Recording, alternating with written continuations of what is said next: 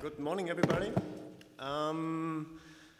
Before I introduce myself, I would like to know who is the audience here. So please raise your hand if you have already heard about Yum Repo Server 2.0 or 1.0 or in general. Okay. Who of you have RPM-based Linux distributions in your data center? Okay. So I don't need to explain what an RPM is or what Yum is. That's very fine for me. Yeah, I'm Sebastian Herold. I'm a software architect at Immobilien Scout 24 called IS24, so it's a shortcut. And yeah, I worked in a team called CLD Task Force, which is responsible for all the new deployment infrastructure at IS24. So yeah, when you see the Yum Repo Server, you ask the question, why does a firm like Immobilien Scout 24 is interested in programming its own Yum Repo Server? And yeah, the answer is on the next slide. We have RPMs everywhere. So we have not only the standard Linux RPMs, we have our whole config, like property files, like log4j XMLs, like other Linux configuration stuff. Everything is in RPM. So every file which is deployed to a server in our data center is delivered via RPM. So we just call yum update and install all the RPMs. We also have our mostly Java applications packaged in RPMs. And we also have tools like Tomcat or Jetty or JBoss or whatever we need, which is not already packaged in RPMs. So RPMs solves a lot of problems for us. So the first is file mapping. So when we have a server, we can just write RPM minus query file, and we know which file belongs to which package. So if there is a suspicious file, we can just see which package delivers this file. This makes debugging very easy for us. The next one is dependency resolution. So dependencies, requirements, and so on from packages are easily resolved by Yum. So dependency management is really easy handleable by RPMs. So for example, the config, so the Linux RPM requires a config RPM. The config says, oh, I need an application, and the application is a Java application and says, oh, I need a Tomcat. And this is all done via dependencies, or RPM dependencies. So the next thing is easy updates. We don't need a special deployment mechanism with wget something and extract a tar archive or whatever. We can just use the standard way Linux deploys files to our servers.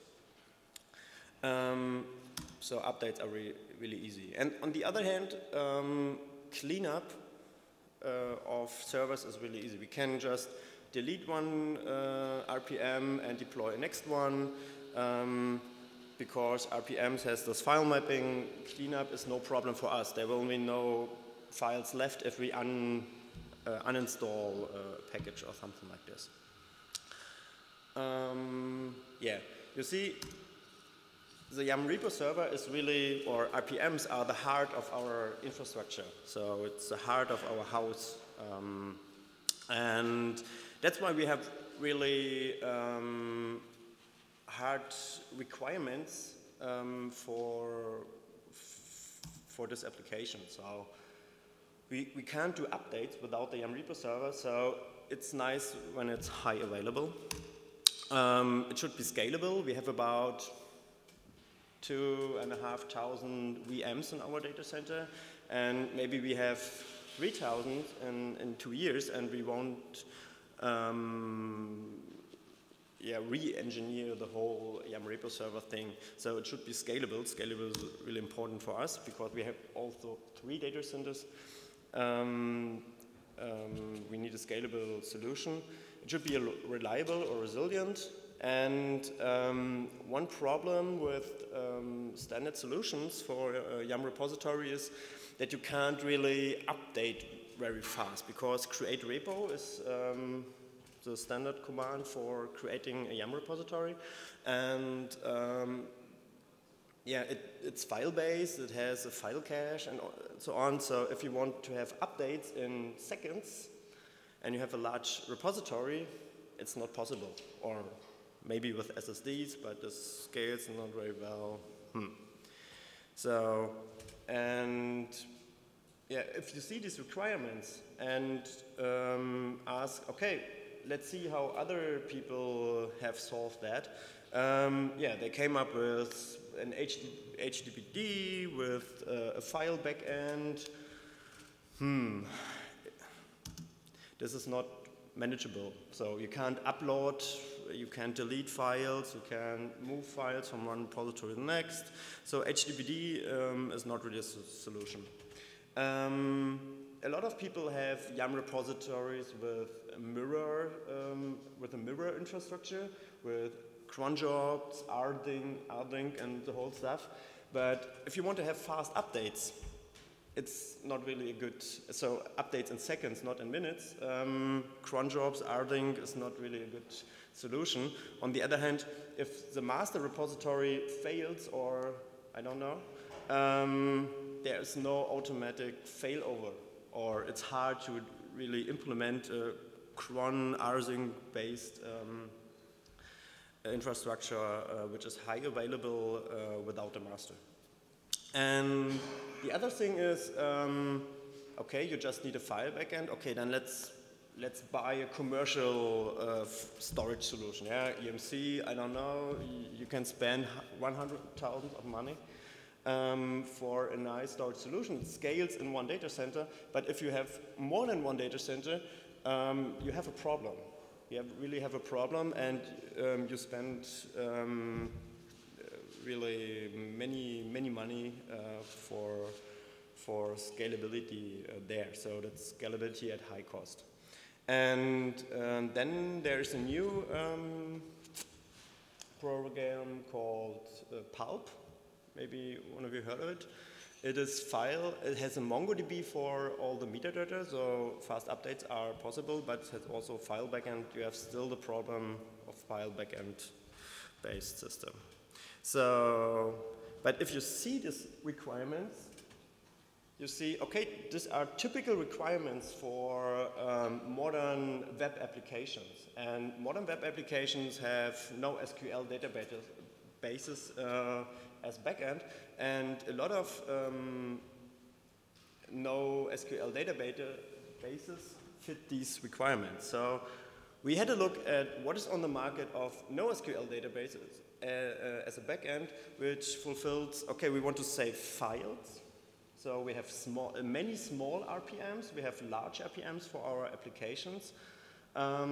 So I think 90% of our files of our RPMs take just 10% of the space. And the 10% of the RPMs take 90% of the space. It's a little bit like money. So I don't know, 95% of the money is in the hands of 5% of the people. And this is like our RPM repositories work. So, and we had to look at MongoDB. So MongoDB was the choice for us because MongoDB scales really well. It's an automatic master failover. You can shard if you want. You can, a lot of cool stuff. And you have a standard file protocol or a standard protocol to save files in MongoDB called GridFS. Maybe you heard of it.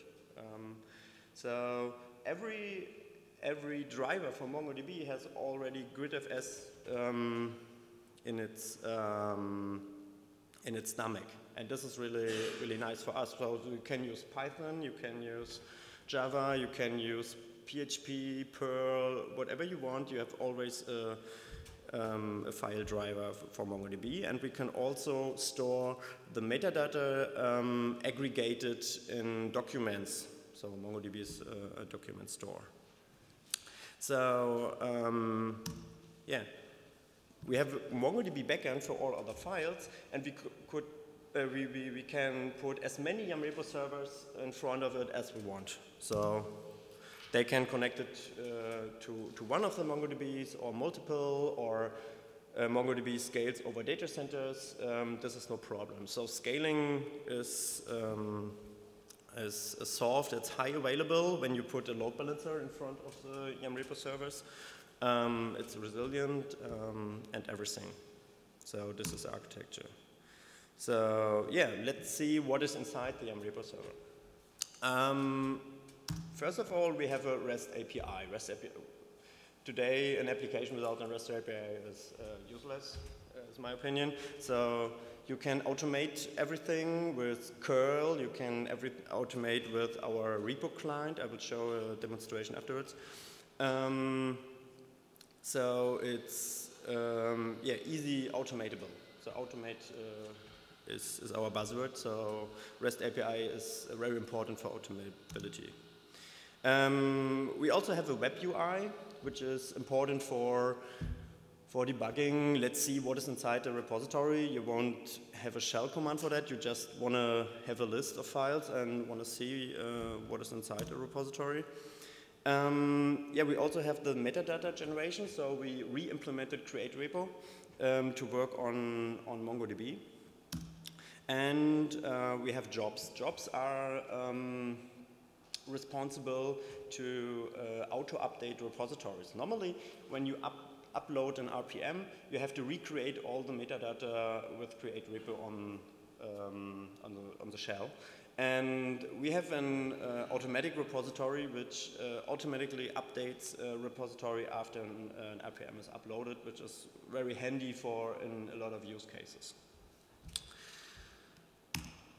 Okay. So let's see how a typical use case works in our YAML repo server. First of all, we have a static repository. So we distinguish between static repository and virtual repositories. Static repositories are the ones which are on the hard disk, you could say. So these are the repositories where the RPMs are really in. And so you have a repository, and which is for development stuff, and we have a server for our development server for our new application, and yeah, which is connected to this repository. So the server asks regularly, is there a new update of the application or not? So we also have a static repository for our test stuff. We have a test server. We have a production server which is connected to a static production repository. So now our developers has developed the application, packed it into an RPM, and uploaded the RPM to the dev repository. So it's deployed to the dev server. Everybody can see if it works or not. And the product owner says, go. And then we propagate. So it's kind of a move on the hard disk, but in MongoDB it's a little bit more. We just move the repository from dev to test stage, and the test servers can be deployed. The test servers have, I don't know, a bigger database and a more productive-like environment. So the QA guys can really stress test the new application. And then we propagate the stuff to production, and yeah, our live servers get deployed with the new application. And all this stuff can be automated via curl, via a repo client, our shell. It's not possible at the moment to do it in the web UI, but you can for us it's most important to automate the stuff. So curl and repo client is more important. Okay, virtual repositories. Virtual repositories from the outside view are like static repositories, so you can't distinguish them if you just download the files. And you have just a server connected to the virtual repository. But virtual repositories are like symbolic links on the hard disk, so they just link to another static repository. So we use it often in a use case where we have release 1 of an application, and we have a server which needs to be deployed with release 1. Then the server just has this virtual repository, and we link the repository to release 1. And release 1 gets deployed to the server. So then we release 1.5, and we can just easily switch the repository to release 1.5. So for the server, it's only one repository, but the content has changed just by switching the symlink, and the same for release 2.0. Okay, yeah, a lot of stuff. Let's do it practically. So YAML server is open source. It's on GitHub, under our GitHub account, and you can just download it. Call Maven package, and yeah, you can just start it with one line. So it's a little bit longer because you need a local MongoDB and you need a Tomcat with a war inside, but it fits in one line. You start it, and yeah. It's deployed the war, it starts up. Okay, and it started. So, localhost 8080, and here it is. So I already, so this is what I'll show you the whole thing. This is what the GUI looks like. And I already created a repository called development, production, and testing, just as we had in our slide. So next, I use the repo client because it's more appropriate. It has a nice auto-completion in Bash. So what I want to do is to upload. Yeah. Wait a second. Better? It's enough? Okay. So upload to, just tab completion. Now there's a tab completion for the repository. And I upload a new RPM to the repository, I don't know, wget. Tab completion, so yeah. Okay, everything is uploaded. We can have a look. There's a wget RPM. Just as easy, typing one line. So now I want to propagate. So we tested wget in our dev environment. Now I want to propagate wget to the next stage. So repo client, propagate, development. We get to testing. So the RPM was propagated. Yeah, no, in production it's not there. But here it is. There's also DHCP, okay. That was my first test. But if you see the repository, the YAM metadata is missing. Therefore, we have to generate the metadata. You can do it manually, or you mark the repository as an automatically updated repository. The first would be generate metadata testing. Done. So now the metadata is there, and maybe we mark the production repository as automatically updated, called scheduled. We also have a cleanup policy so that it only holds the latest RPM of one kind. So if you propagate the stuff on testing to production,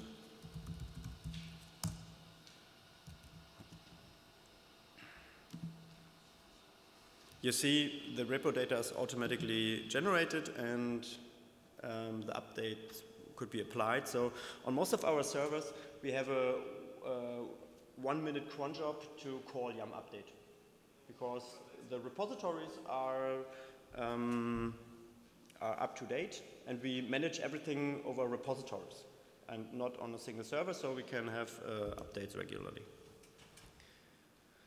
Okay, so I don't want to go into details of virtual repositories. You can ask me afterwards. I would just summarize the stuff. Yeah, we have talked about scalability. So we have a working system which scales over data centers, it scales over continents, it scales over thousands of servers. We have got static repos, we have virtual repositories which are very useful when you have releases. Releases can be, for example, multiple RPMs of one kind. We talked about propagation. We talked about a web UI and a shell client. But the most important stuff is it's open source. And you can find it under GitHub Immobilien-Scout24 Yum repo server. Okay, that's it. Any questions? Vielen Dank, Sebastian. Wenn ihr Fragen habt, dann könnt ihr ruhig fragen.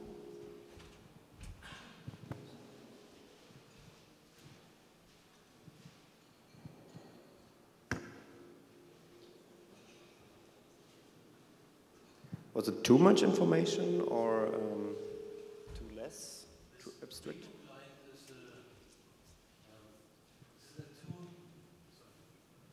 This repo client, is it a tool which comes with the Yum server? And is it comparable to what Create repo did? So you ask about the repo client. The repo client is also open source. It's built with Python. It's in a separate repository on GitHub, but it's open source. And you just Python setup py install, and you have repo client installed with bash completion and stuff like this. So you can use it, and it's really handy because it's more readable than any curl line. Yeah. Any other questions? It seems that the repo server itself is implemented in Java. Why did you do that, and why not just making it more simple with Python, for example? Yeah, good question. We started the Yum repo server 1.0 in Python based on Django. But the problem is that Django is not really handy in handling large files. So you need to parse the stream of an RPM, which is, I don't know, 200 megs large. And if you have multiple such big RPMs, Python or Django wasn't really a good choice for us. And so we had really performance problems. That's why we took the next technology which we know, and this was Java. Sorry. Any other questions? All right, then. Thank you, Sebastian.